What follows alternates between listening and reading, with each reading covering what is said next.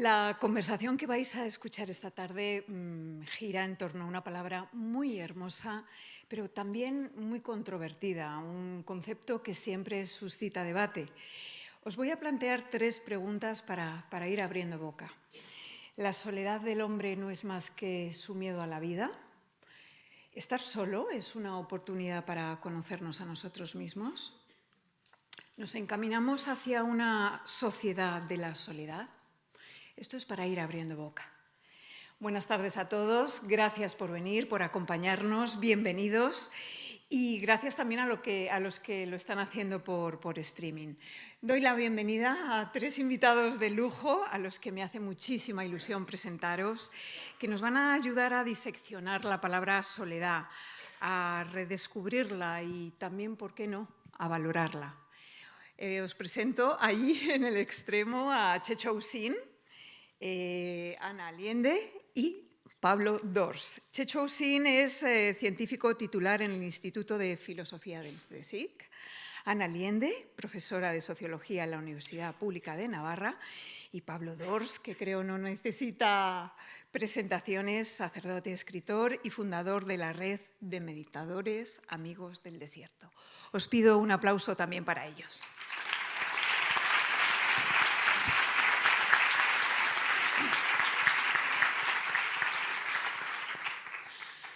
Vamos a ir calentando con una pregunta muy genérica que os traslado a los tres. ¿Por qué nos cuesta tanto enfrentarnos, mirar cara a cara a la soledad? ¿Por qué la tenemos tanto miedo? Para ir entrando en calor. Pablo.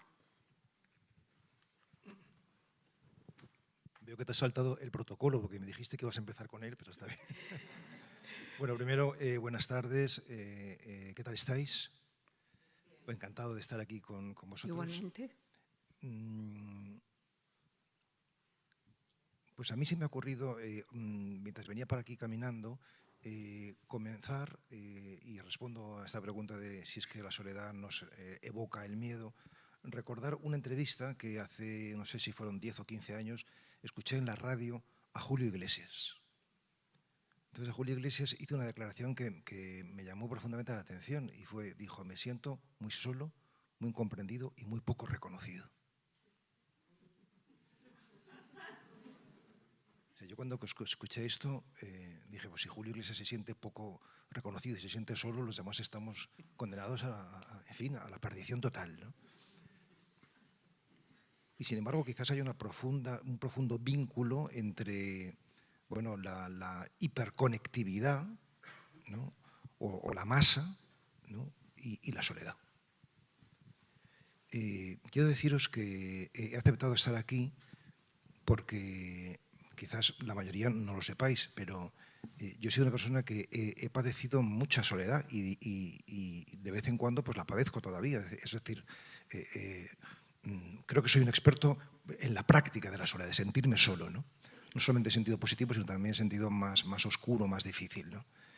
Y bueno, creo que evidentemente la soledad negativa es un miedo, ¿no? ¿De qué tenemos miedo? Tenemos miedo de nosotros mismos.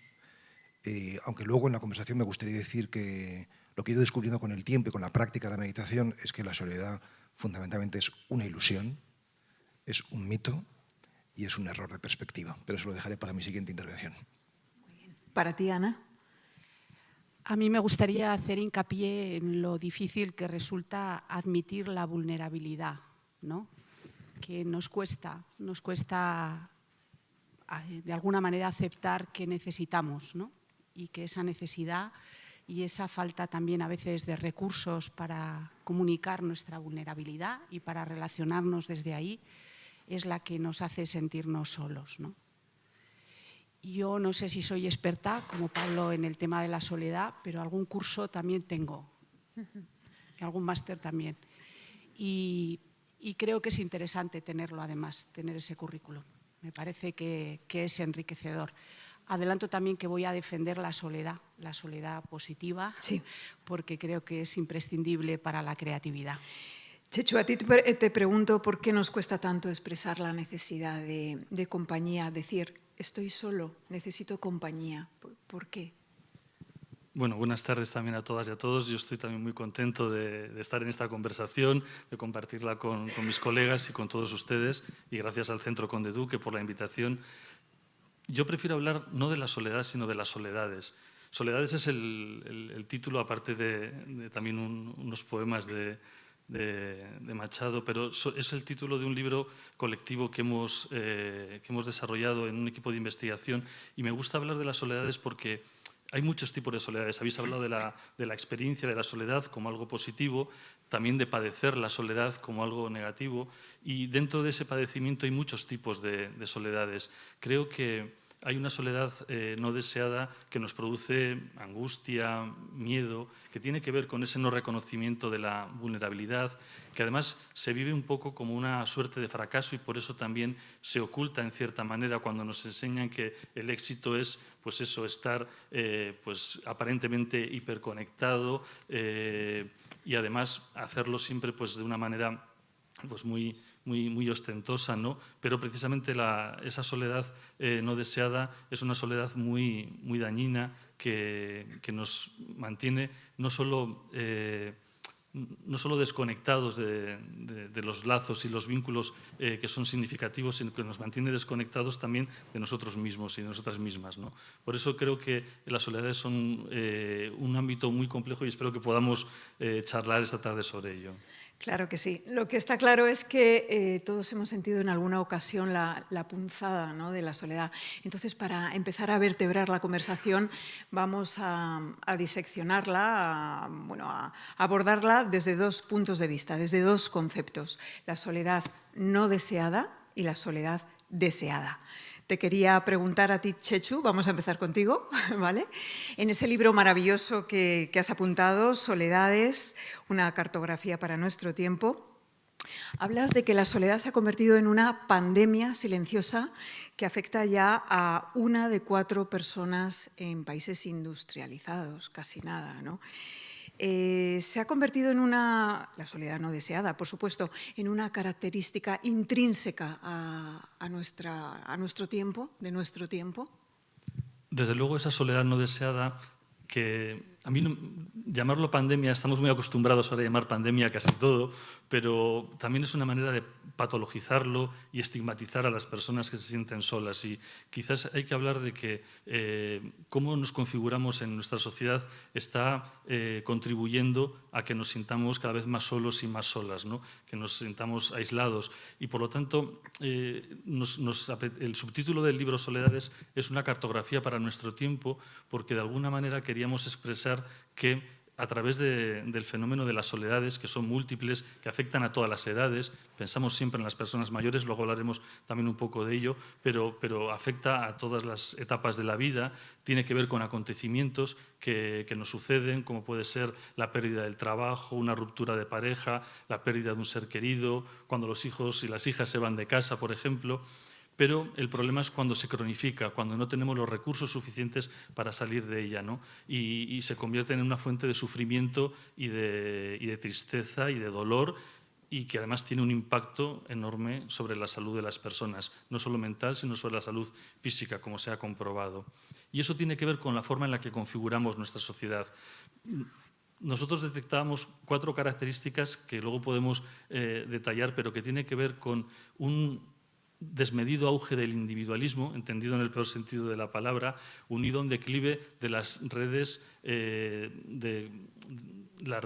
sociales y familiares, que son las que de alguna manera nos sustentan o nos sustentaban, ¿no? Unido a una creciente precariedad, por ejemplo, relacionada con el trabajo, unido también a una crisis de los cuidados, a un desigual reparto en el ámbito de los cuidados, y unido también a una ambivalente relación con la tecnología, que es un poco, digamos, la última etapa en la que estamos. Esos 4 elementos son 4 elementos característicos de nuestro tiempo que están directamente vinculados con este fenómeno de las soledades. De lo cual se deduce que claro, la soledad no deseada se ha convertido en un problema de salud pública, ¿no, Ana? Bueno, voy a empezar por otro lado, si me permites. Primero, porque me he dado cuenta de que no he agradecido, y todos mis compañeros lo han hecho, y he pensado, joder, estoy un poco nerviosa, cosa que es cierto. Y Y ligo con la pregunta, a mí como socióloga me preocupa convertir el tema de la soledad en un problema de salud pública si no tenemos la cautela de simultáneamente empezar a pensar lo que supone esto, ¿no? Que libros como el que Txetxu menciona, del que él es autor, ayudan sin duda con las tipologías de la soledad a que esto no se produzca, ¿no? Nosotros los sociólogos somos una disciplina que a veces nos enredamos mucho en las encuestas y en trabajos, es nuestro trabajo, y a veces se ve menos el trabajo cualitativo, el de esas soledades que decía Txetxu, que recogemos pacientemente con historias de vida y con experiencias que son de cada uno, de cada una, y que nos dan mucha información cualitativa para pensar no solamente en la individualidad, que lo tenemos siempre como negativo, sino en ver en qué medida esa individualidad que el capitalismo explota muy requete bien, la podemos explotar muy requete bien para construir mejores vínculos con nosotros mismos y, por lo tanto, con los demás y con el entorno, ¿no?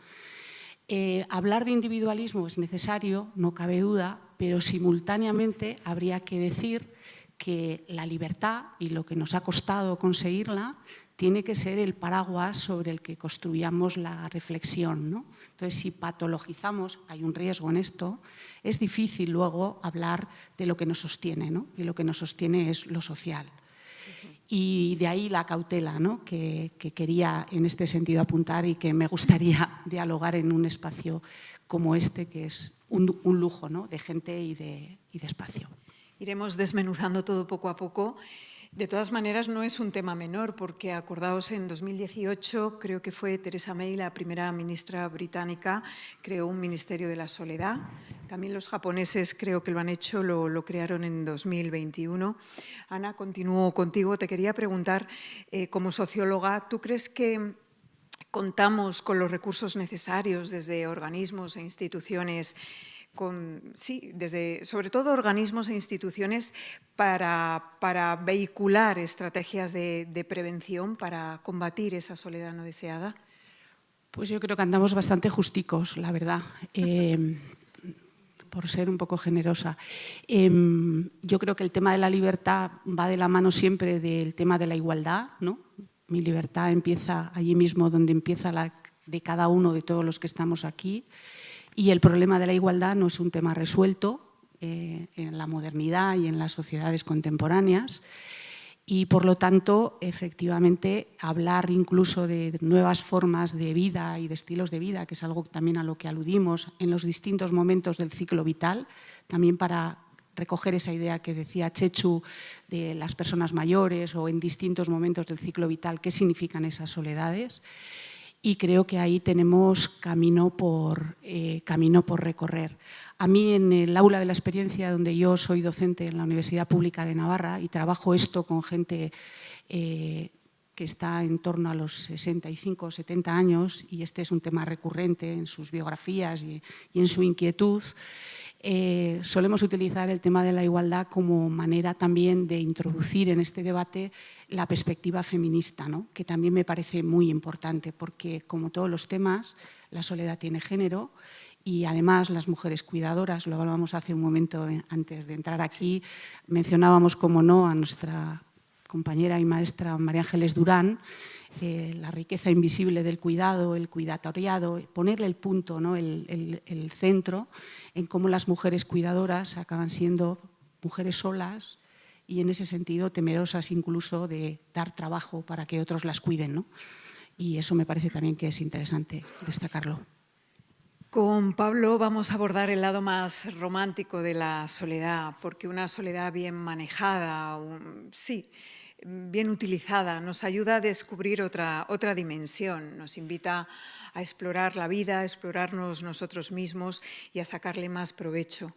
Pablo, quiero preguntar, ¿cuál ha sido tu experiencia de soledad más dura?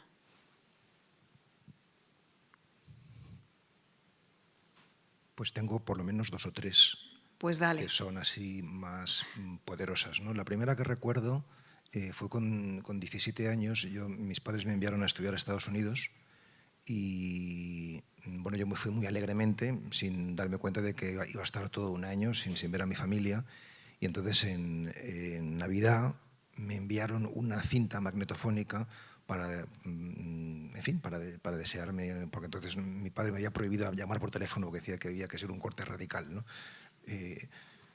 En fin, era así, no había, por supuesto no había teléfonos móviles ni nada, ¿no? Entonces me enviaron una cinta magnetofónica y escuchando sus voces, las voces de mis padres, mis hermanos, felicitándome a la Navidad, pues no sé, me puse a llorar como, en fin, como una Magdalena, porque me parecía, pues me sentía muy solo, ¿no? O sea, esa fue una primera experiencia así muy, muy dura, lo llevé mal durante unos meses, ¿no? Y luego una segunda fue, mi congregación religiosa me destinó de misionero a Praga, pues había caído el muro, y entonces, bueno, pues yo dije que sí, acepté este desafío. Estuve primero viviendo en Viena y luego ya pues me fui a Praga. Intenté aprender checo, la lengua endiablada, y efectivamente pues después de 2 o 3 meses no lo conseguí. Y ahí pues en un piso solo en esa ciudad, en las afueras, por supuesto leyendo a Kafka y a Kundera sin parar, pues sentía que mi vida era absurda, que me había equivocado, que no sé qué estaba haciendo allí, porque, claro, ellos no tenían ningún interés en ningún tipo de presencia religiosa, ¿no? En fin, era el absurdo, ¿no? O sea, luego escribí un libro que se llama Contra la Juventud, que hablo precisamente de esta especie de soledad, ¿no? O sea, y luego quizás la última, pues no hace tantos años, hace 5 o 6 años, cuando yo empezaba a escribir mi último libro, que se titula Biografía de la Luz, empecé a escribir sobre la luz porque me encontraba un momento de mucha oscuridad, ¿no? y de mucha soledad, ¿no? Y bueno, pues creo que podrían ser 3 momentos, hay más, pero 3 momentos. Yo la soledad la asocio con el frío, ¿no? Cuando me siento solo, tengo frío, ¿no? Así que si me veis muy abrigado es que estoy en un mal momento. Es que acaba de llegar de Colombia y llega un poquito destemplado también. Llegué ayer y ayer estaba prácticamente en la piscina, o sea que imaginaros el cambio, ¿no? Tú, Pablo, tienes en tus manos una excelente herramienta que es la meditación. Aprovecho para recomendar y rogaros que leáis un libro maravilloso de Pablo que se titula Biografía del Silencio. Es un ensayo sobre meditación realmente maravilloso. Pablo, ¿qué nos puede aportar la meditación? Pues la meditación, por ser muy sintético, lo que nos lleva es a descubrir que no estamos solos. Me dan ganas de dejarlo aquí el asunto, ¿no? Sería mucho más rotundo, ¿no? O sea, es decir, ¿quién se siente solo? ¿O qué se siente solo? Pues se siente solo el ego. Pero claro, cuando vas silenciando ese ego y vas descubriendo con mayor profundidad qué eres, pues descubres que estás en profunda conexión con todos y con todo. ¿No? Y por eso digo precisamente que es un mito, ¿no? Que habría que entrar en qué significa eso de estar en conexión con todo y con todos, ¿no? Pero permíteme, voy a hacer de abogada del diablo. ¿Cómo podemos estar en conexión con nosotros mismos si vivimos en sociedades hiperactivas, en las que estamos obsesionados con llenar el tiempo, llenarlo de ocio o de lo que sea? Es más, presumimos de ser hiperactivos, vivimos como embotados, nos cuesta estar en silencio y con nosotros mismos. Precisamente por eso, porque estamos en una sociedad tan hiperconectada, mayor conexión con el exterior, mayor necesidad de conexión con el interior. Yo pienso que no es algo difícil realmente esa aventura del autoconocimiento que llamamos la meditación y que nos hace descubrir esa conexión más profunda de todo con todos, que basta empezar de manera modesta, dedicando un tiempo, puede ser 20 minutos diarios, a esa exploración silenciosa y solitaria, ¿no? Y que como esos 20 minutos pues nos parecen a veces también mucho y nos pone muy nerviosos porque nos descubren eso, pues ese miedo a la soledad que nos habita, pues yo suelo recomendar que para hacerlo frente en medio de esta sociedad son necesarias 2 cosas. Por una parte, tener una guía, no necesariamente tiene que ser Ramana Maharshi o Yogananda Paramahansa si te encuentras con una persona así extraordinaria, pero realmente cualquier persona que vaya un poco por delante de ti en el camino te puede ayudar, te puede guiar, y también unos compañeros de camino, además de una guía, unos compañeros, ¿no?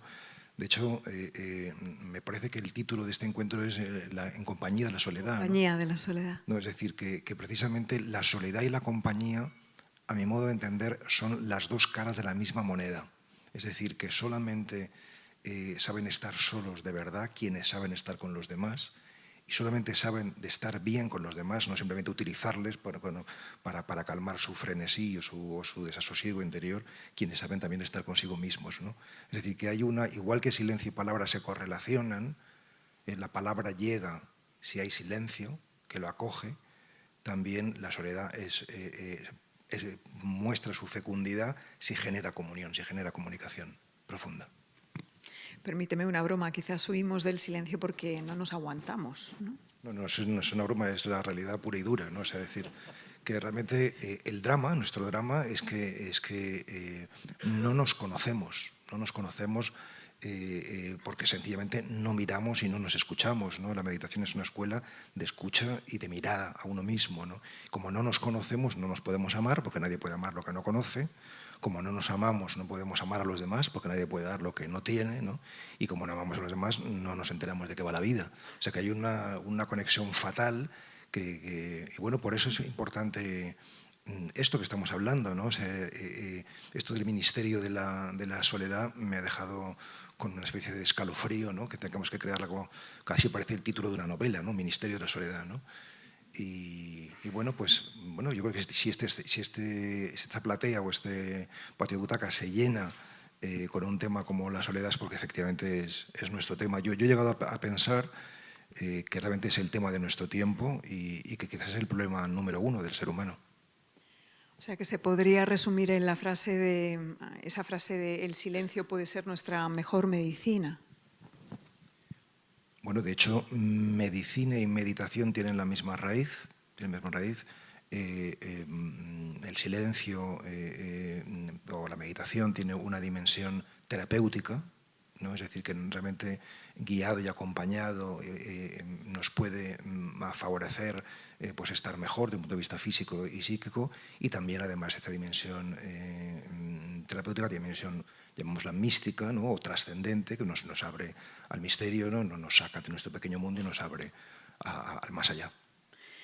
Chechu y Ana, estáis muy callados. ¿Vosotros meditáis? Ana, me consta que sí. ¿Tú, Chechu? No, yo he hecho pinitos en el yoga, que es una manera también de autocentrarse. Me ha interesado mucho lo que han comentado los dos.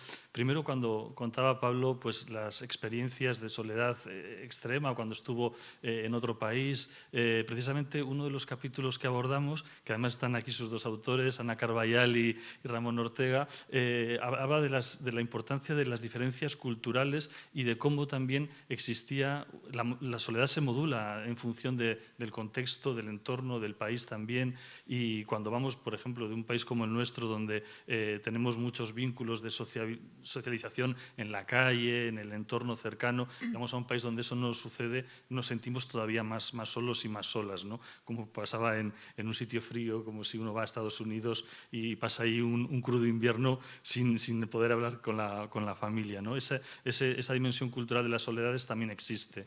Y luego, con respecto a lo que decía Ana, ella hablaba de libertad, de igualdad, y a mí me gusta siempre lo que queda de la divisa republicana, esa hermana pobre que nunca se menciona, que es la fraternidad. Yo creo que frente a la soledad es muy importante, precisamente para establecer vínculos significativos, el sentido de comunidad. No solo podemos dejarlo a las intervenciones públicas o políticas, sino que tenemos que generar comunidades desde ese autoconocimiento, pero estableciendo esos vínculos sociales que son tan importantes. La paleoantropóloga María Martínón Torres, que es la directora del Centro de Estudios de la Evolución Humana en Burgos, ella en una entrevista muy bonita decía que somos animales súper sociales y que por lo tanto el más débil no es el frágil o el enfermo, sino el que está solo, ¿no? Y eso es así, y por eso enfermamos Y la soledad, aunque no lo queramos reducir a un problema de salud pública, lo es, porque provoca muchos efectos sobre la salud de las personas, sobre efectos cardiovasculares, sobre el sistema inmune, efectos sobre la salud mental. No se habla, pero la soledad extrema también está relacionada con el suicidio, que es eso sí que es realmente algo realmente alarmante, de lo que hablamos muy poco en nuestro país, las muertes por suicidio que ocurren cada día. Entonces, es muy importante ese sentimiento de fraternidad, de comunidad. Y hay un sociólogo, Eric Klinenberg creo que se llama, que estudió una ola de calor en Chicago hace unos años y comparó dos barrios que eran, en principio, pues de población humilde, con el mismo, más o menos, configuración étnica, y donde en uno había muerto muchísima gente y en otro prácticamente 10 veces menos, ¿no?, de víctimas en esa ola de calor. Y lo que comprobó es que lo que había funcionado en un barrio es los lazos comunitarios, la existencia de espacios para el encuentro, de tiendas, de lugares como este centro cultural, espacios relacionados donde la gente podía de alguna manera convivir. Y eso demostraba que la compañía salva vidas directamente, en el caso, por ejemplo, de esta ola de calor. Sí. Luego hablaremos de eso, además con Ana, pero es que antes quería no dejar pasar la siguiente pregunta. ¿Cuál es el colectivo de población más aquejado por la soledad no deseada? Retomando la conversación que antes teníamos con vosotros, muy al contrario de lo que podamos pensar, no son nuestros mayores, ¿no?, ni los más mayores, sino hay otros colectivos dentro de nuestra... Sí, claro. Hay soledad entre los jóvenes, entre las personas maduras, pero hay un sector de población que suelen ser mujeres, que son madres en familias monoparentales, entre 20 y 30 años. Es un sector de población que sufre muchísima soledad porque digamos que podemos aplicar un análisis interseccional, es decir, ahí se junta lo que tiene que ver con la dimensión de género que comentaba antes Ana, con con el trabajo precario, con la falta de apoyos sociales para estas personas y también con el establecimiento de vínculos muy fuertes de cuidado que luego se rompen y que dejan a estas personas que han estado cuidando, por ejemplo, de sus hijos y de sus hijas y ya de repente no hay nada. Han perdido todos esos vínculos, esos lazos que les podían estar manteniendo un enganche con la sociedad. O sea, hay otros muchos sectores en los cuales se da esta soledad no deseada. O sea, que el factor género también influye, Ana. El hecho de ser mujer, de que seamos más longevas, también influye. Tenemos más papeletas. El factor género siempre influye. Voy a empezar por lo fácil o lo difícil, no sé. Pero voy a enlazar el factor género con lo que ha salido del tema comunitario, que me parece muy relevante, lo que estaba comentando Chechu. Y además me parece que es doblemente relevante porque estamos un poco ahí descuidados acerca de cómo se construyen los vínculos comunitarios, ¿no? Me ha parecido muy bien que pusieras ese ejemplo.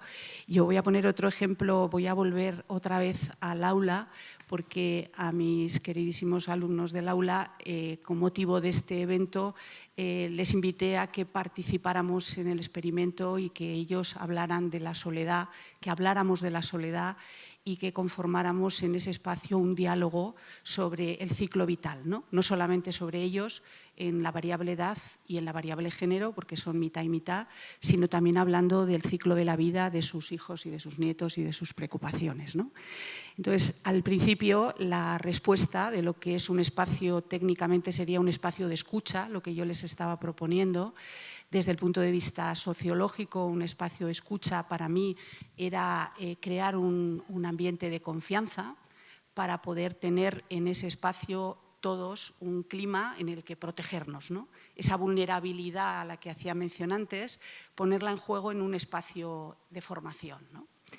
Y las respuestas primeras de gente, tanto hombres como mujeres, que habían sido muy activistas en su vida laboral, que habían estado en distintas manifestaciones y que habían trabajado y habían luchado, cuando yo les invité desde el minuto 1 a que creáramos espacios de silencio, pues tuve que tener bastante tranquilidad para que no me... Bueno, ellos tienen confianza en mí de entrada, me conocían de otros procesos de formación, pero estaban bastante incómodos con lo que yo les proponía, ¿no? ¿Qué les estaba proponiendo yo de que silenciaran si los tiempos están como están, si la soledad, si las políticas públicas, ¿no? Y sale toda la retahíla, ¿no?, de indignación que todos tenían, todas, de alguna manera tenemos, salían a flor de piel, ¿no?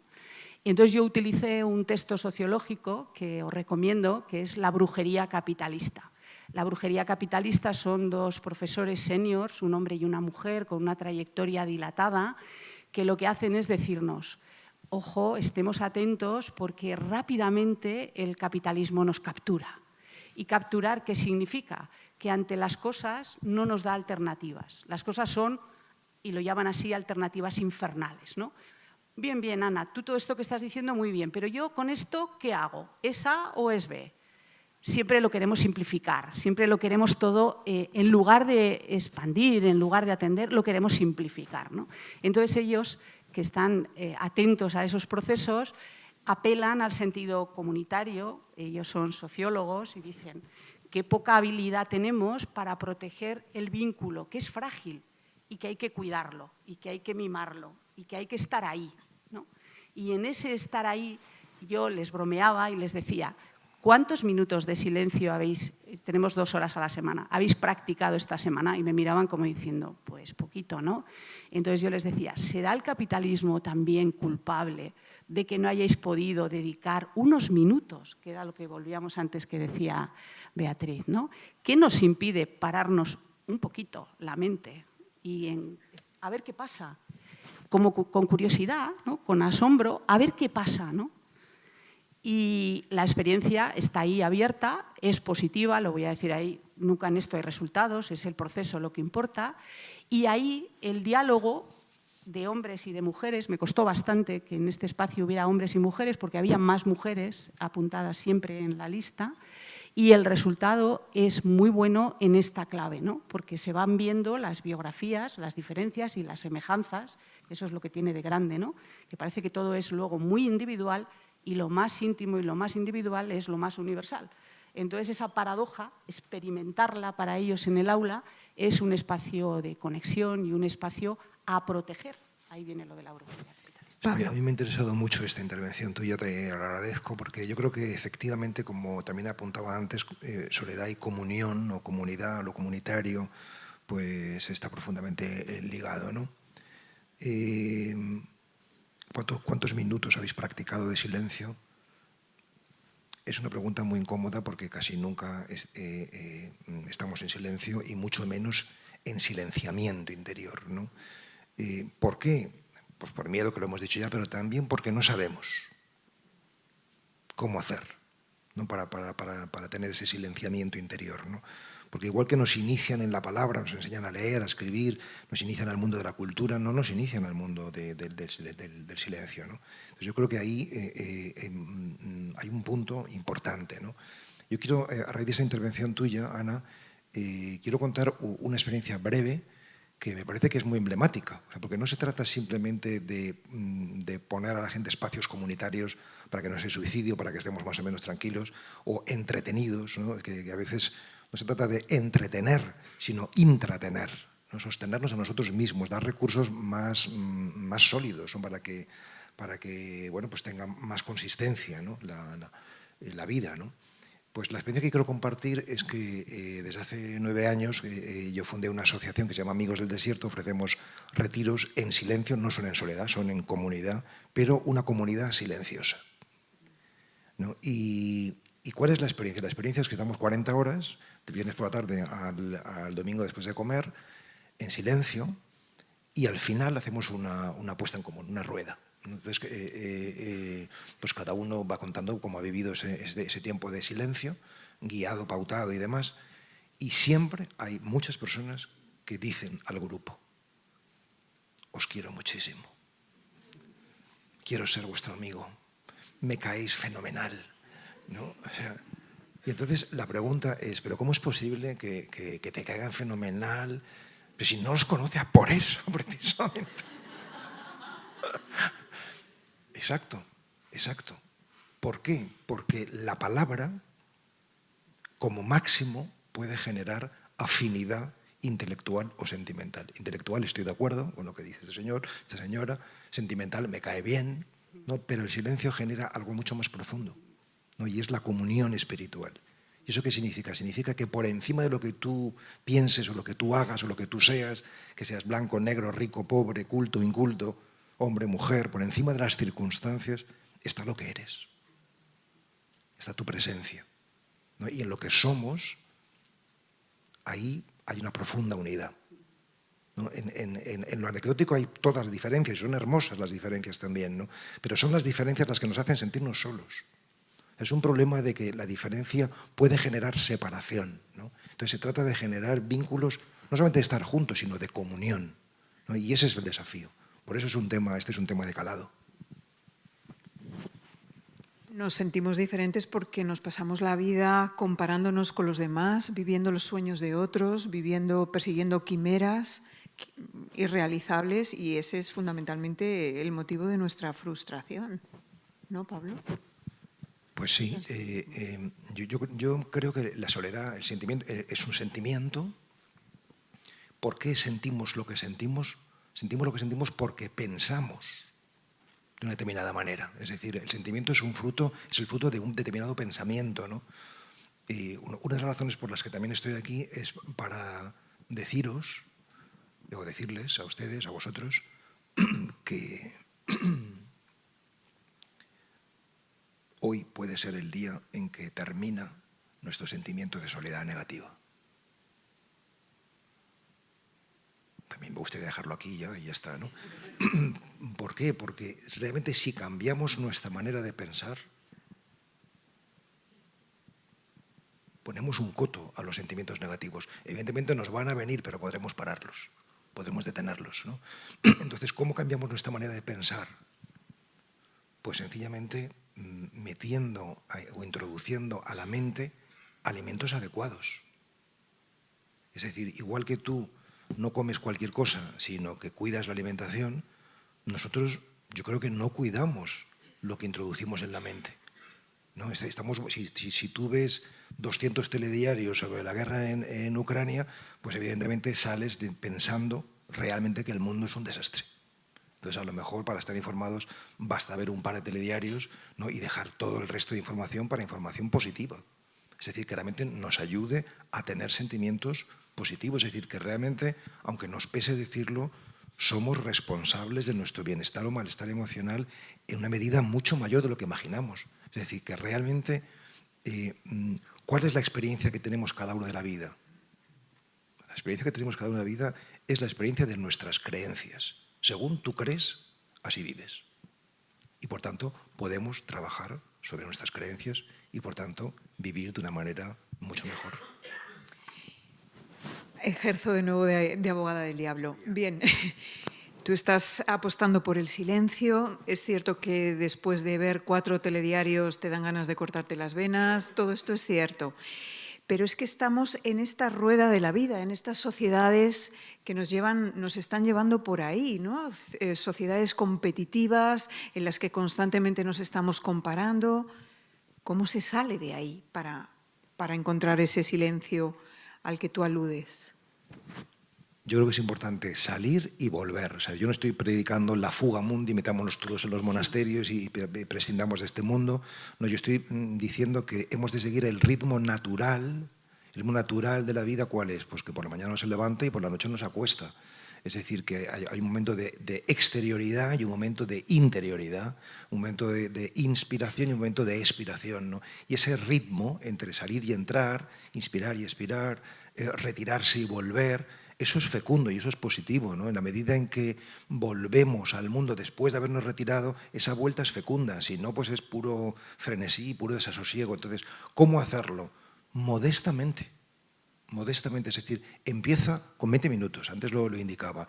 ¿Qué significa eso? Significa que esos 20 minutos tú vas a trabajar actitudes como la escucha, como la receptividad, como la acogida, como la apertura, como el no juicio, ¿no? Si te aburres, pues eso es interesante. Mira tu aburrimiento y descubrirás lo interesante que es el aburrimiento, ¿no?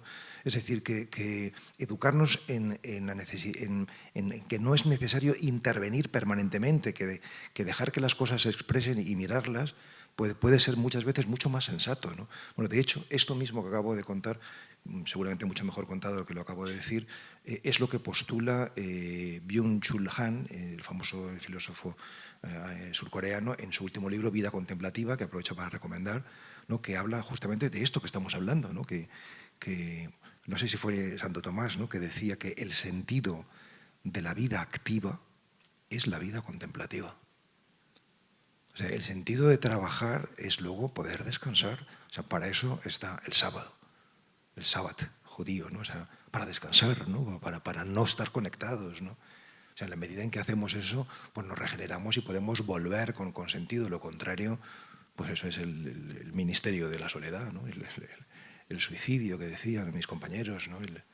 Es decir, que yo creo que sí que es importante crear conciencia y crear pequeños grupos que trabajen esto para que no se quede una mera utopía, sino que realmente es una posibilidad muy concreta y muy realista.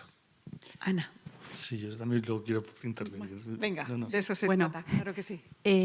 Yo quería, siguiendo ese marco, pero dando quizá un saltito, hablar de ecología, de naturaleza, de desarrollo sostenible.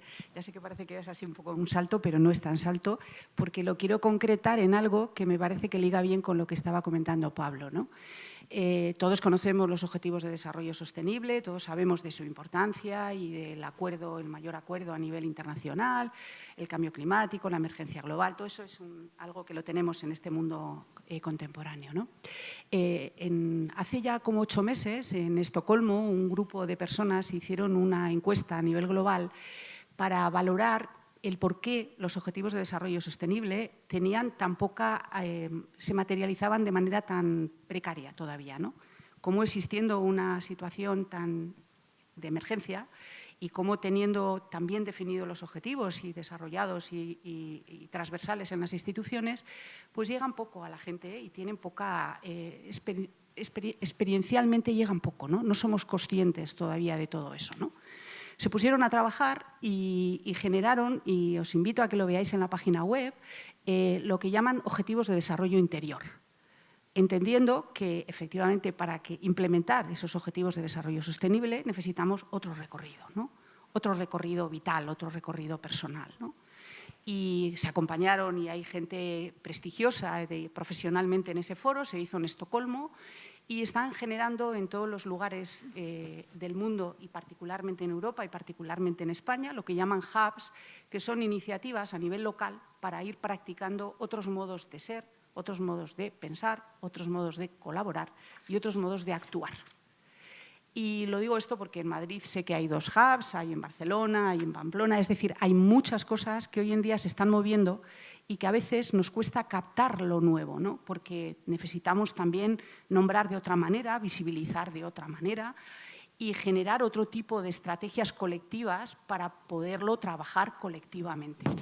Os invito, Objetivos de Desarrollo Interior, mirarlo, está muy vivo, está vivo a nivel global, hay mucha gente que se está moviendo en esa dirección y creo que encaja muy bien para sentirse parte de la naturaleza que somos, o como diría el bueno de Latour, somos la naturaleza que defendemos. Y ahí está trabajando mucha gente en esa dirección a nivel global. Chechu. Bueno, la verdad es que estoy muy de acuerdo con lo que habéis comentado, pero voy a polemizar un poco también para que haya un poco de salsa. Realmente creo que es muy importante el silencio, ese recogimiento, esa idea de los objetivos de desarrollo interior me parece muy interesante, que entiendo que no deja de ser una iniciativa, por otro lado, organizada en la sociedad, es decir, a la que se dota de recursos para que se pueda desarrollar también y de la cual forma parte pues, gente. Nosotros tenemos hoy la ocasión de estar en compañía, conjurando la soledad, pues en un espacio público al cual hemos podido acceder, pero claro, yo quería incidir en que mucha de la soledad que se siente y que se padece tiene que ver con profundas desigualdades y que dedicar ese tiempo a esa reflexión interior, a veces no es fácil en un mundo, primero, que está inundado de ruido, vivimos en el ruido y la tecnología tiene mucho que ver con esa falta de atención hacia nosotros mismos. Estamos enganchados a nuestros teléfonos móviles, nuestros dispositivos, nuestro trabajo 24 horas al día, 7 días a la semana, todos los días del año, porque estamos hiperconectados, pero no estamos con conexión. Eso es otra cosa, porque en la tecnología lo que hace es una conexión muy pautada, muy ordenada, pero que no tiene que ver con la auténtica conexión a la que se refería antes Pablo y Ana. Pero yo quiero decir que hay muchas situaciones de soledad no deseada que tienen que ver con profundas desigualdades, con personas que pues, no pueden salir de su casa porque personas mayores, por ejemplo, o con dificultades de movilidad porque no tienen un ascensor. Simplemente algo tan básico y que no pueden entonces establecer esos vínculos que desde su propia reflexión y su propio ejercicio de introspección les gustaría poder compartir como estamos haciendo esta tarde nosotros y nosotras, ¿no? Personas que tienen una diversidad funcional y que no pueden acceder a determinados espacios públicos porque pues eso, no hay los medios, los servicios o los apoyos necesarios, ¿no? Trabajadores jóvenes que saltan de un trabajo a otro, que cambian de una ciudad a otra y que difícilmente pueden establecer esos vínculos, que pueden hacer esa reflexión interior, pero que luego no pueden de alguna manera establecer vínculos y lazos sociales duraderos, ¿no? Entonces, yo quiero decir que quizás es una tontería crear un ministerio de la soledad, pero creo que para conjurar la soledad que tiene su origen en profundas desigualdades, hay que hacer intervenciones que tienen que ver con lo político y con lo material también, que hemos hablado antes también, con cuestiones materiales que nos importan, ¿no? Pablo está deseando. Sí, yo estoy deseando. Porque creo que la política es muy importante, pero tiene que ser acompañada por la mística. Es decir, que no basta con localizar los problemas fuera, que están en la sociedad, que son evidentes, las desigualdades, todo lo que se quiera decir es poco, porque evidentemente está ahí, ¿no? Sino que ese dedo que apunta fuera a las injusticias y a los problemas, de vez en cuando al menos, hemos de retorcerlo y apuntarnos a nosotros, ¿no? O sea, que basta ya de decir, es que la sociedad no nos permite el silencio. Métete en tu habitación y quédate callado un poco. Joder. Es decir, claro que es difícil, pero tenemos, al menos los que estamos aquí, autonomía para tomar esa decisión soberana. Es decir, yo, a pesar de estar en este contexto, lo voy a hacer, ¿no? Y hacerlo cada uno de nosotros es muy significativo, porque si de estas 200 personas que estamos aquí presentes esta noche lo hacemos, eso no va a tener solamente una repercusión individual, sino que realmente va a redundar en tantísimas personas. Es decir, que todo empieza siempre con una minoría significativa. Y esa minoría pues irá extendiendo esta posibilidad de verdadero encuentro, ¿no? Es decir, quiero poner el subrayado, el dedo, en que esto también puede sonar una provocación, ¿no? Y que el mejor servicio que podemos ofrecer a la sociedad es nuestro crecimiento interior. Esto es como un titular así de prensa, ¿no? El mejor servicio es el crecimiento interior. ¿Por qué? Porque si tú estás en paz, irradias paz. Es decir, que mucho más allá que nuestras palabras, lo más poderoso es nuestra presencia, ¿no? Y bueno, pues eso es algo que está al alcance de todos, ese cultivo interior, ¿no? Pablo, nada que rebatirte, ni mucho menos, pero abro el melón. ¿Cómo le cuentas tú esto a nuestros adolescentes tan hiperconectados con las redes sociales todo el día encima? Viven con las redes para ellas y por ellas. Solamente hay una manera de contarlo, solo una, y es vivirlo tú. O sea, no proyectemos fuera una vez más el problema, ¿no? O sea, si nosotros lo vivimos, será la mejor lección o la mejor moralina, el mejor mensaje para nuestros jóvenes, ¿no? Que efectivamente están hiperconectados, aunque yo creo que nosotros tampoco le vamos mucho a la zaga, ¿eh? También estamos... Ya, bueno, pero ellos en teoría son más vulnerables y las redes sociales, bueno, pues inciden en la proliferación de la soledad, ¿no? ¿Cómo?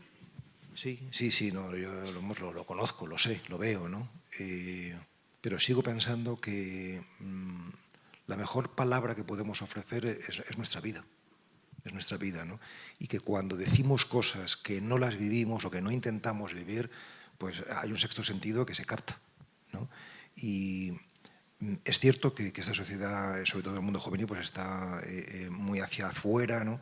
Pero yo tengo una profunda esperanza, porque cuando he trabajado con jóvenes he visto que dentro de su dificultad estructural, ¿no?, y social hay un profundo interés. Hay un profundo interés, ¿no? Es decir, que creo que apagar el anhelo o la sed interior, no digo los instintos o los deseos, sino el anhelo, lo que apunta o apela a lo espiritual, no es fácil, está en el ser humano, puedes destrozarlo, ¿no? Y efectivamente pues se ha destrozado, o hemos devastado muchos paisajes interiores, pero creo que esa llama está ahí en todos, ¿no? Y basta ofrecer una propuesta sólida en un lenguaje de sensibilidad contemporáneos para que tantos pues se puedan ir apuntando, ¿no? Ana quería también intervenir. Quería hacer simplemente un apunte. Ha salido el tema político, que me parecía muy importante, y luego ha retomado Pablo, y yo quería afirmar, compartir con todos vosotros y vosotras que lo personal es político. Entonces, a partir de ahí creo que encaja bien, ¿no? Entonces, quiero decir que tenemos ahí ya un trabajo hecho, ¿no? Gracias a la perspectiva feminista. Sabemos de los cuerpos, de lo que significa lo personal, lo íntimo, ¿no? Y tenemos ahí de donde tirar también para trabajar, y para trabajar con los adolescentes, ¿no? Y para trabajar desde ahí algo que en el ciclo vital hay que mirarlo desde distintas perspectivas, ¿no?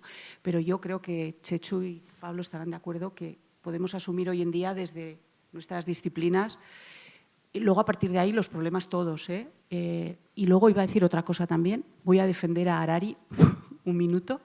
Lo he utilizado bastante en clase y me ha dado bastante buen rendimiento. Luego hay gente que lo critica mucho y no sé por qué.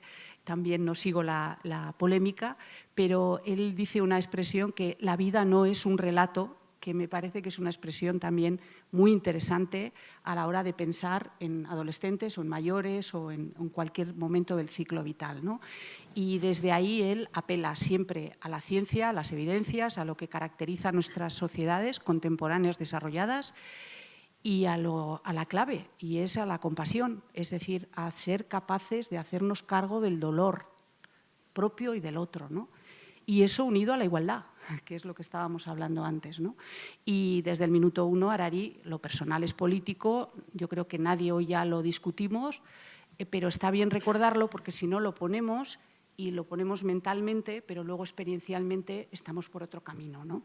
No sé si... Claro, por eso yo me refería a que la soledad o las soledades, que son algo que por un lado es algo tan íntimo y tan personal, a la vez tiene una dimensión social, política y comunitaria. Eso es. Sin rechazar la dimensión mística, yo me sumaría a la mística con política o a la política con mística. Es decir, creo que son complementarias y necesarias, y que precisamente para poder tener esa transformación interior de la que habla Pablo, tenemos que tener condiciones para poder hacerlo, ¿no?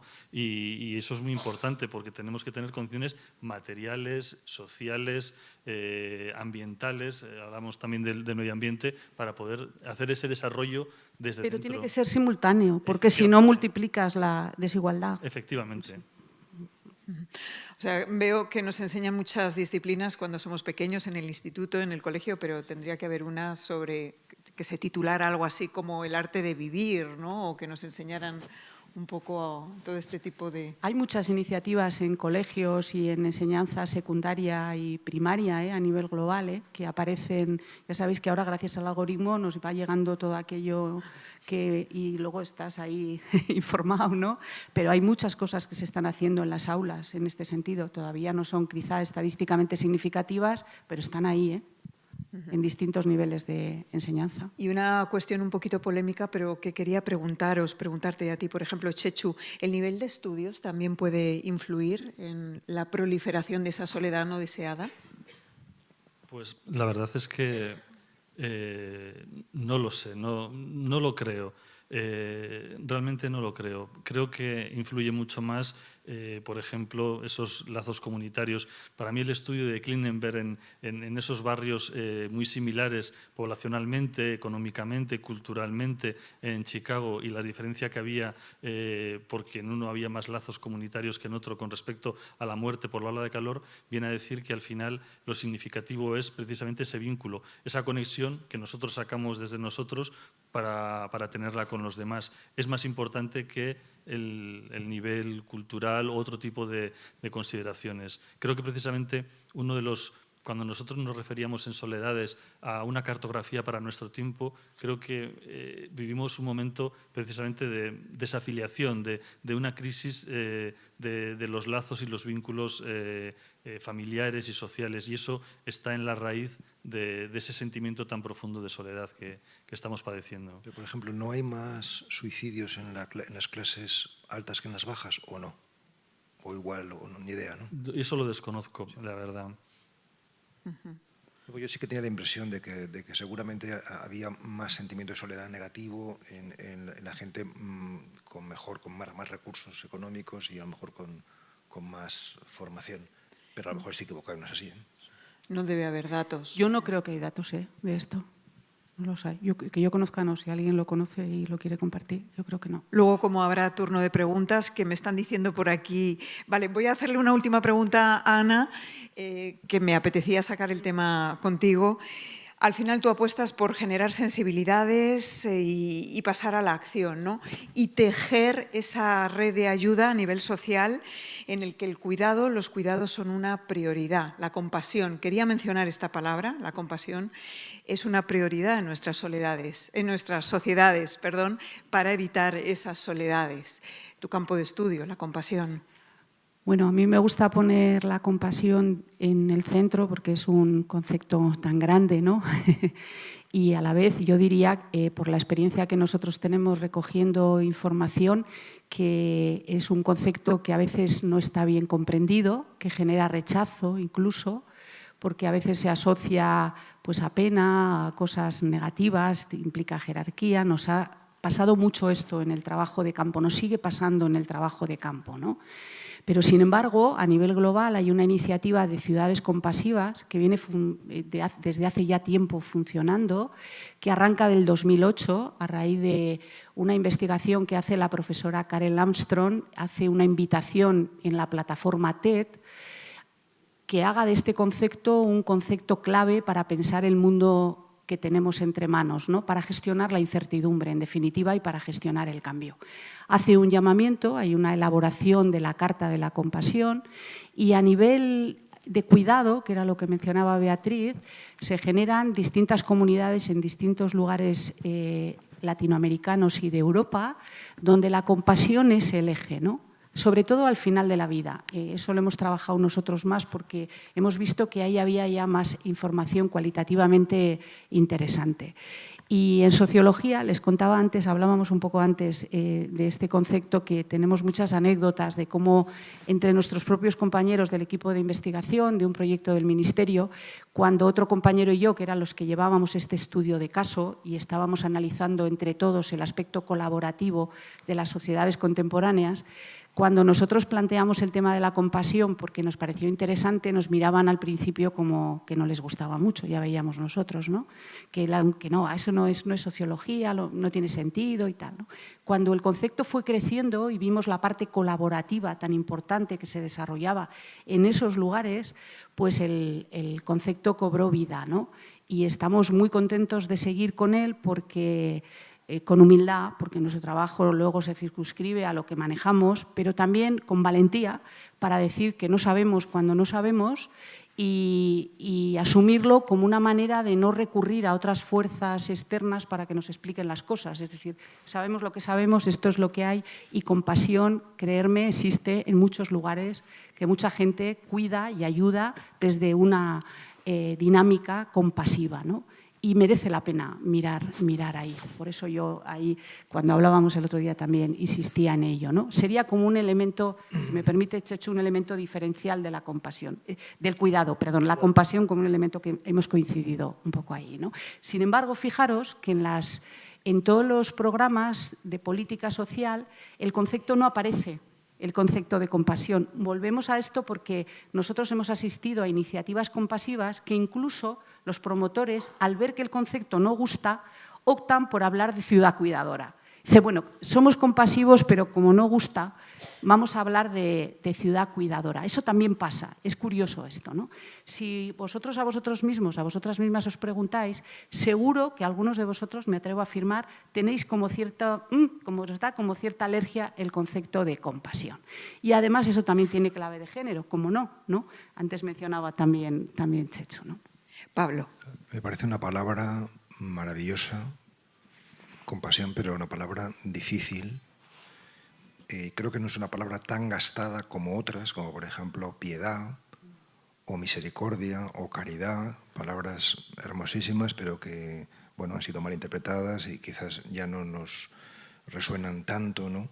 Digo que es una palabra además hermosa, complicada, porque compasión, pasión habla de dos cosas. Primero de pasividad, es decir, de receptividad, y luego de padecimiento, ¿no?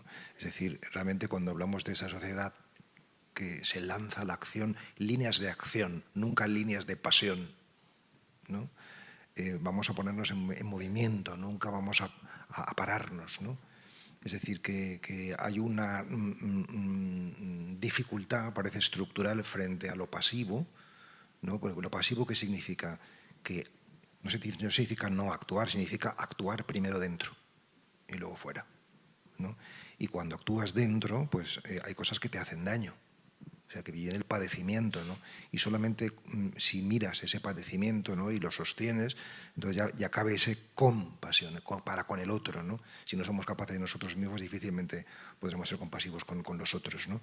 Es decir, que no se trata solamente la compasión de la capacidad de asumir el dolor ajeno, que eso ya es algo, pues, en fin,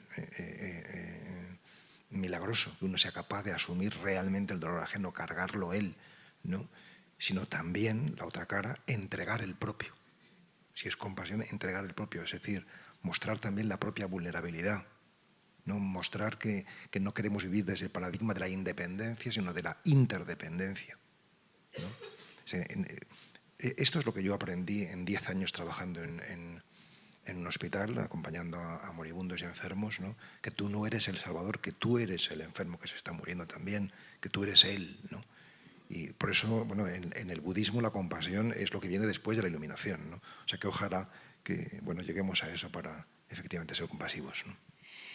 Hay que decir al Centro Conde Duque que tenemos que hacer una segunda parte de esta charla porque se han quedado un montón de cosas pendientes que me hubiera gustado comentar.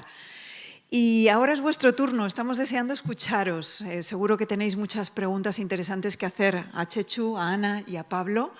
El personal de sala os va a pasar un micro y nos encantaría escucharos. Mira, ya estoy viendo alzadas manos, lo cual me da mucha alegría. Pues a ver ese micro, ahí viene y son todos vuestros.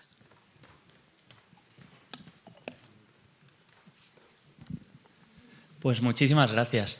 Mi pregunta cuestiona la compatibilidad que habéis mencionado entre mística y política.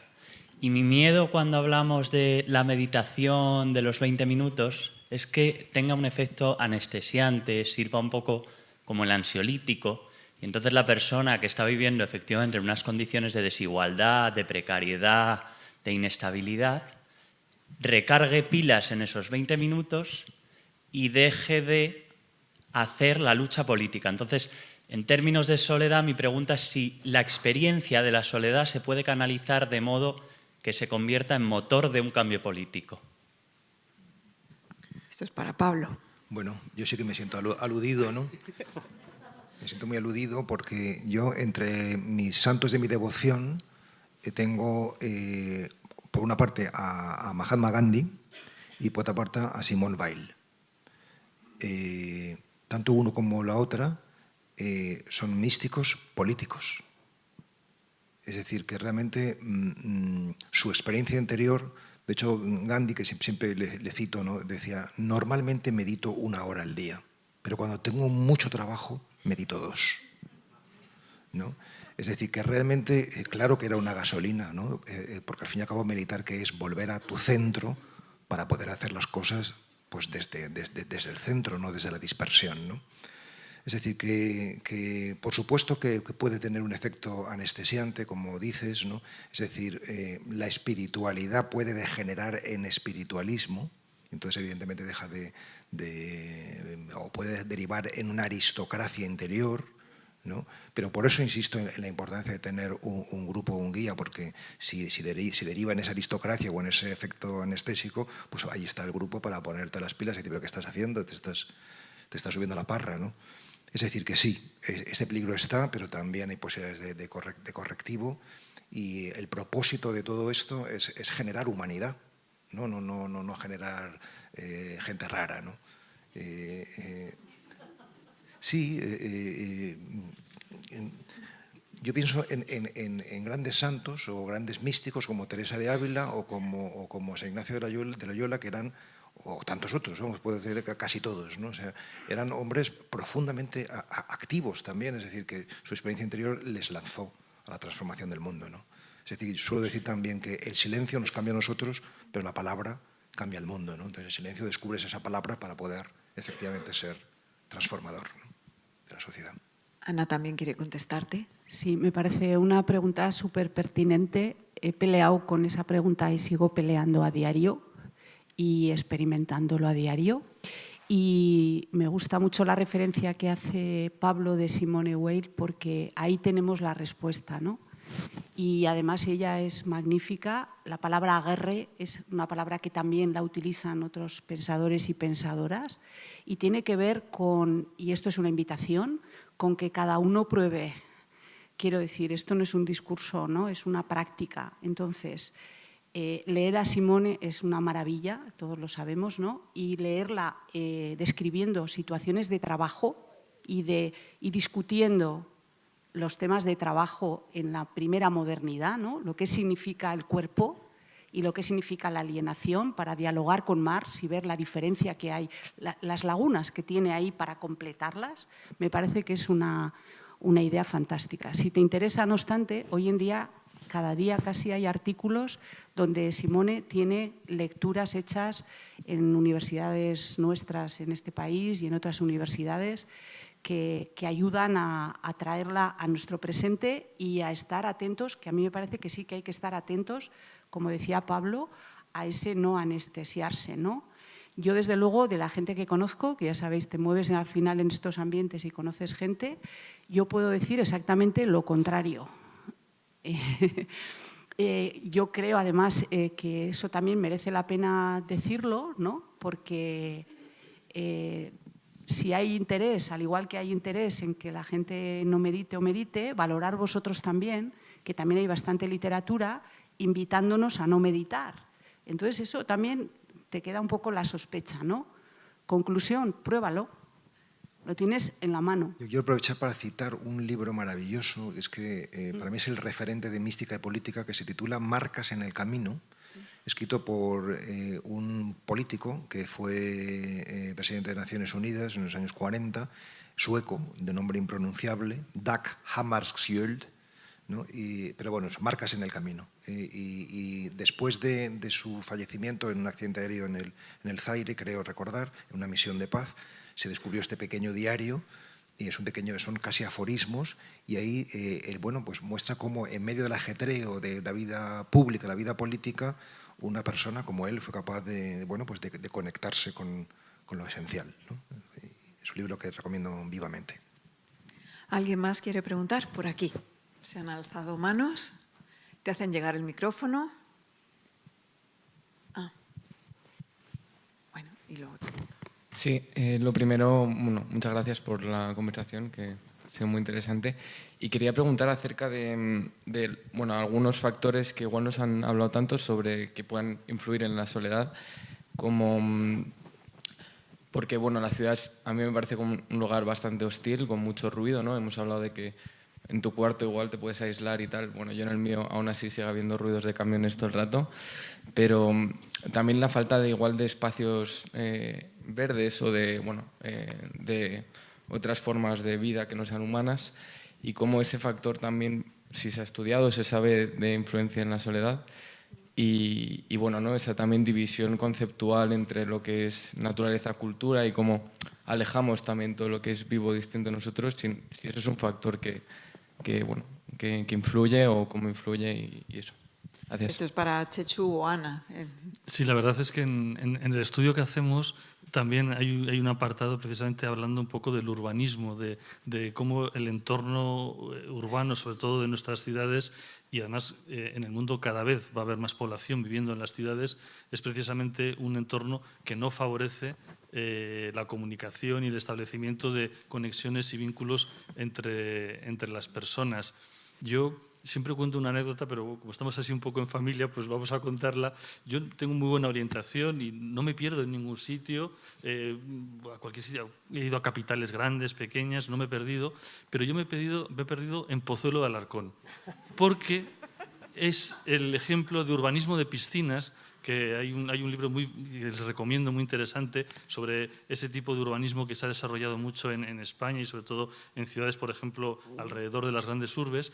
Yo me perdí y además no encontraba a nadie a quien preguntar, porque nadie se mueve por allí andando. Entonces, al final, una empleada de hogar que iba a coger un autobús era la única persona viva que encontré después de estar media hora andando y deambulando, porque me perdí. O sea, y es algo que lo llevo como un baldón. O sea, yo me he perdido en Pozuelo de Alarcón y no me he perdido en ningún otro sitio del mundo. Es un ejemplo de un urbanismo que no favorece la conexión, la comunicación entre las personas, en el cual no hay espacios para el vínculo, para, como decía, en los barrios, el desarrollo comunitario, etc. Y es verdad que la arquitectura y el urbanismo están directamente relacionados con las posibilidades de sentirse solo o no sentirse. Antes me he referido también a algo tan simple como muchas viviendas en nuestro país que no tienen ascensor. Eso es un impedimento absoluto para que personas que tienen alguna dificultad de movilidad o personas mayores puedan bajar a la calle y puedan entablar desde su propia interioridad y habiendo tenido tiempo para pensar en sí mismas esos vínculos con sus vecinos, con sus vecinas, con sus semejantes, que son fundamentales para no sentir soledad. O sea que efectivamente es así, que está muy vinculado la arquitectura y el urbanismo también con la soledad. Hay un dato que apuntó rápidamente que das en tu libro: el 70% de la población mundial vivirá en ciudades en las próximas décadas, con lo cual es un asunto al que tenemos que poner especial atención, porque si no… Sí. Luego yo apuntaría el vínculo con el no humano, es decir, que eso también me parece relevante de destacarlo, sí, en los espacios. Había más preguntas, creo. ¿Alguien más? No sé cuántas más nos van a dejar. También por ahí, y aquí esta chica de aquí. Buenas tardes. Yo solamente era para Ana, que creo que en tu primera intervención dijiste algo en relación de la soledad y lo importante, o en relación con la creatividad.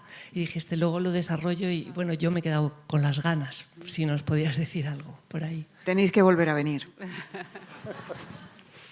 Sí, de hecho, en lo que he mencionado, qué bien que lo has recordado, el tema de pensamiento y pensamiento creativo es un poco el eje del curso, y nosotros en el desarrollo, digo nosotros porque no solamente imparto yo esa formación, sino que somos un grupo colaborativo dentro de un programa de la universidad en donde trabajan marcos de prácticas saludables. Entonces, nuestro eje de trabajo desde el principio era el fomento de la creatividad, ¿no?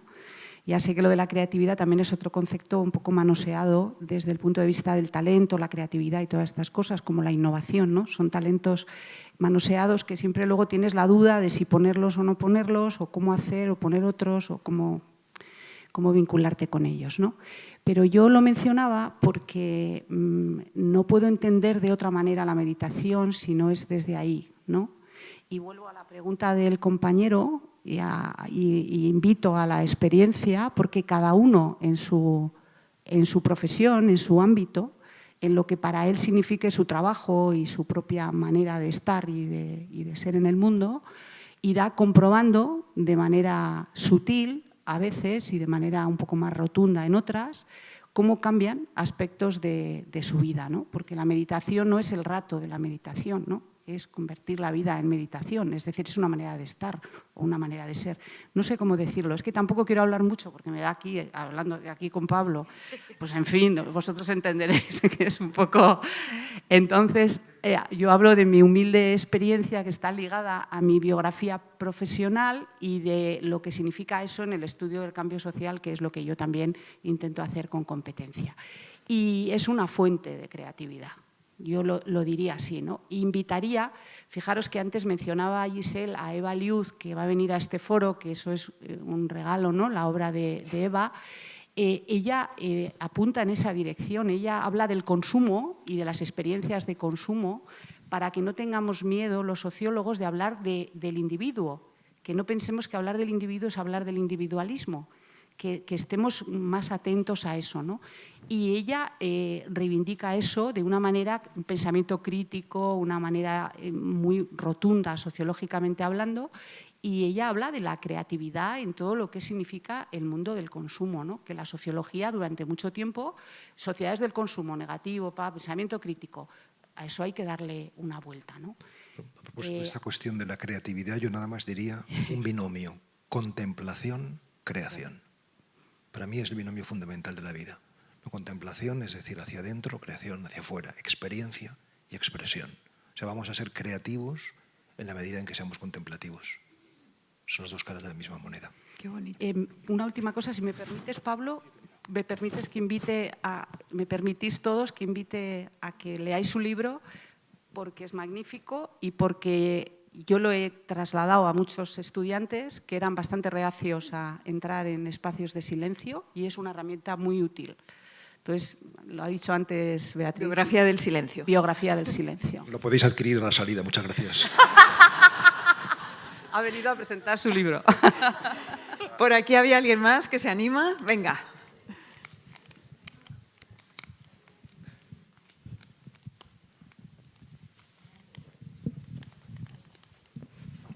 Ya llega el micro, ya llega. Mira, ahí lo tienes, ahí lo tienes.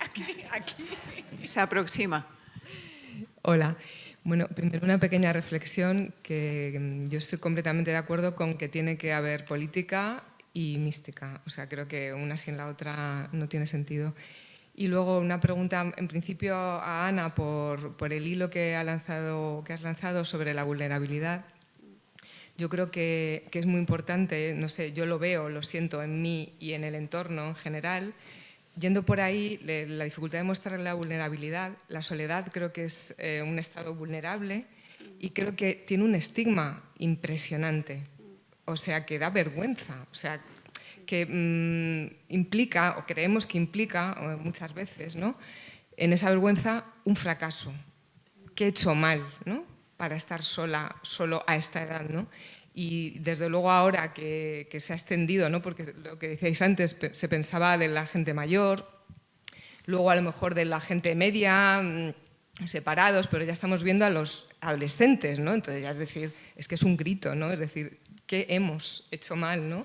Y no pensáis que habría que, de alguna manera, a nivel educativo, ¿no?, luchar contra eso y difundir ese mensaje, ¿no?, de autocompasión, yo creo que sería, ¿no?, como decir, pero estamos todos ahí, ¿no?, y no es un error, ¿no?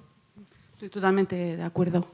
Y además creo que en ese sentido, desde el espacio que yo me muevo, desde el espacio universitario, lo constatamos en los estudiantes en distintos momentos del grado, lo comentábamos también antes, y creo que esa vergüenza de estar solo, esa idea de fracaso y todo lo que acompaña, también hay que trabajarlo colectivamente. Y también creo, no ha salido, yo en el aula dije que era el elefante que no salía en las primeras sesiones, y aquí no sé si era el elefante, pero en mi aula era el elefante, en el aula en ese momento, y era que no hemos hablado de la muerte. A mí me parece que hablar del sufrimiento, de la compasión, no hablar de la muerte es que algo no hemos encajado, algo se nos ha escapado. Y no voy a ir a esa frase repetida de nacemos solos y morimos solos, no voy a decir eso, porque no me parece que encaja con la pregunta que tú dices y porque además tampoco estoy segura de eso, de que eso sea bueno para dilucidar el tema de la soledad, porque entonces es como catapultarlo y me parece que hay que ser creativos para pensar en otras formas de estar y por lo tanto de ser. Yo suelo poner un ejemplo, una anécdota, voy a contar de una mujer que conocí hace unos años, ya falleció, y ella venía de Europa, venía de un país de Europa, de Bélgica, y a ella le encantaba estar sola, era una mujer ya mayor, y ella contaba lo difícil, cómo explicar, Ana, que quiero estar sola. Me decía, ¿cómo explicarlo? Cuando ella se quedó sin pareja y llegaban fechas como la Navidad, pues era casi un acoso para llevarla a su casa.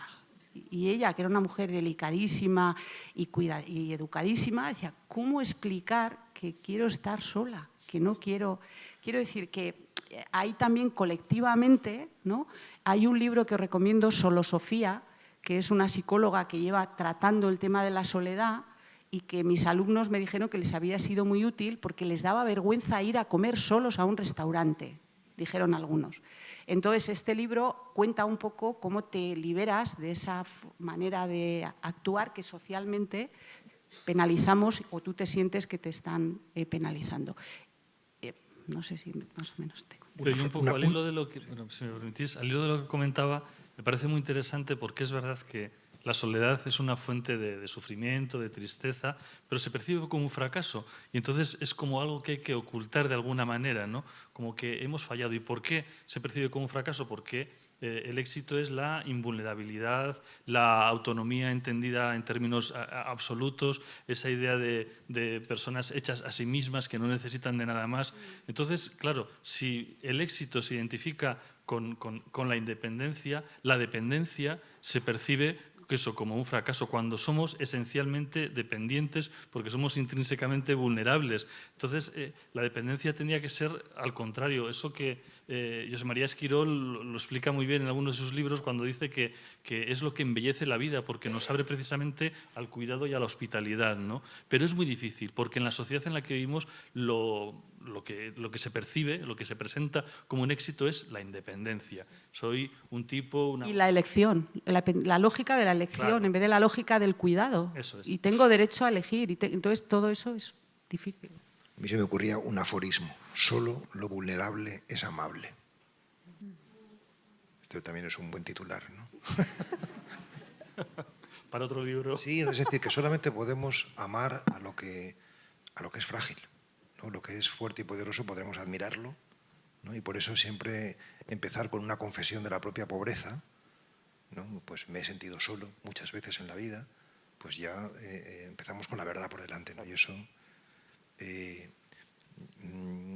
mucha gente me ha dicho que lo que más le ha gustado de Biografía del Silencio es que digo que cuando empecé a meditar me dolía todo. Esta confesión de vulnerabilidad es lo que se siente uno identificado, ¿no? Así que en lo vulnerable nos identificamos todos, ¿no? Es que de lo que estáis diciendo se recoge que hay que desestigmatizar la palabra soledad, ¿no? Porque sigue siendo una palabra tabú. Sí. Nos cuesta, lo que decíamos antes, decir necesito compañía, me siento solo. No se verbaliza. Porque... Este fin de semana estoy solo, qué planazo, ¿no? Claro, claro. Te miran como un fracasado o como un pirado. ¿Alguna pregunta más? Seguro que sí. Me ha parecido ver alguna mano por ahí alzada. Hay sí. un par de ellas más. Sí. Allí.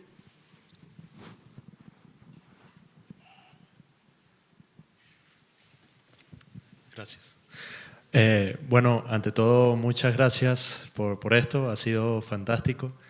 Yo aquí, hablando con mis amigos, le comentaba a Darío que yo últimamente disfruto mucho ir al cine solo. Es de mis actividades favoritas. Y luego hablaron de comer y es otra actividad que disfruto mucho, o sea, solo. Y no es por soledad, o sea, tengo familia acá, tengo pareja, tengo amigos, pero al enfrentarme a esa satisfacción muchas veces como que me siento un poco culpable, ¿sabes? Y porque digo, bueno, estoy disfrutando esto demasiado, pero también disfruto lo otro, pero necesito de esto y cada vez lo necesito más. Ir al cine solo, ir a comer solo, estar solo, Para mí el fin de semana solo es un planazo. O sea, de ¿Y qué te verdad. dicen tus amigos? Te miran como... Claro, lo típico es que cuando nos encontramos, lo que casi todos me dicen, no te pierdas, al final, ¿no? Al final, cuando nos despedimos, no te pierdas, no te pierdas. Y eso me hace sentir como un poco culpable, ¿sabes? Como disfrutar esa soledad. Entonces, creo que es algo que también está como un poco catalogado como negativo, por más que hemos hablado hoy de los beneficios que tiene. Y, o sea, mi pregunta va más por el lado de qué herramientas consideran ustedes que son positivas a la hora de, por así decirlo, venderle esta idea a alguien cercano, a un amigo, a un familiar, como que... Porque siempre que digo, no, fui al cine, vi tal película, ay, ¿con quién fuiste? No, fui solo. Y es como una pena o qué tristeza, qué triste tu vida, ¿sabes? Pero no, yo lo que quiero decir es no, inténtalo, porque es súper bueno. O sea, ¿sabes? que te miran como el rarito Claro, del grupo, claro, ¿no? y no me importa, porque bueno, creo que... Pero bueno, es un poco Pablo. eso, las herramientas para transmitir Yo te voy eso. a dar una clave que va a ser infalible para este asunto, ¿no? Y es, deja a tus amigos en paz, que piensen lo que les dé la gana, y en cambio tú mira amorosamente ese sentimiento de culpa por tu disfrute. Mira amorosamente esa culpa. ¿Alguien más se anima? Parece que no. Ah, sí, por ahí arriba.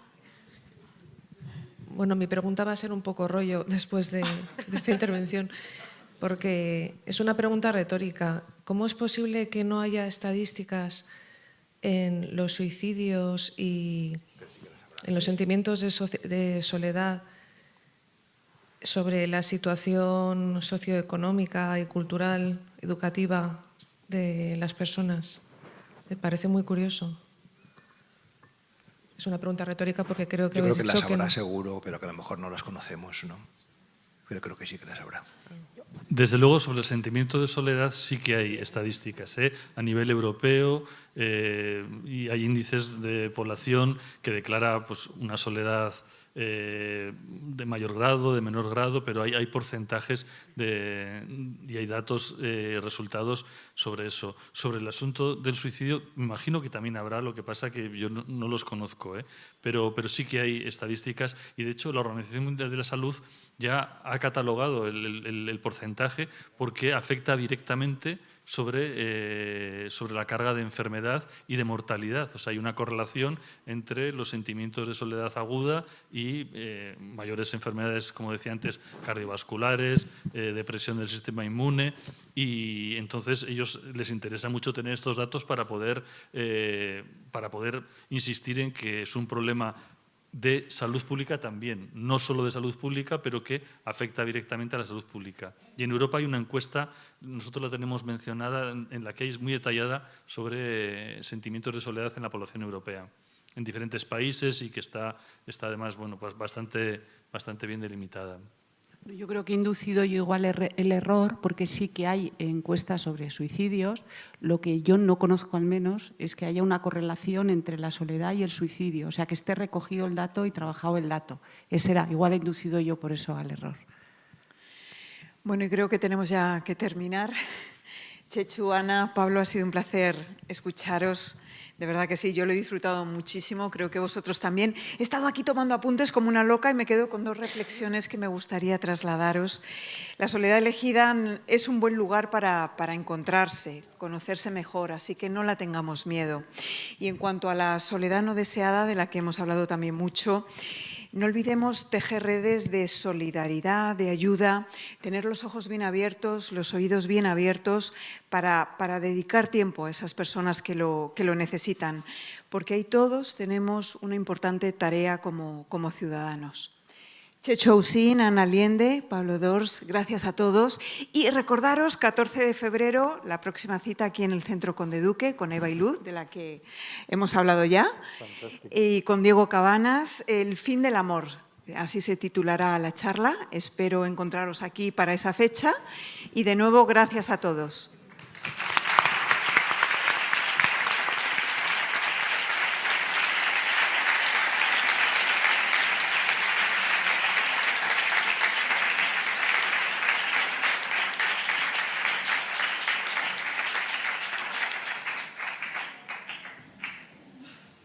Muchas gracias por su asistencia.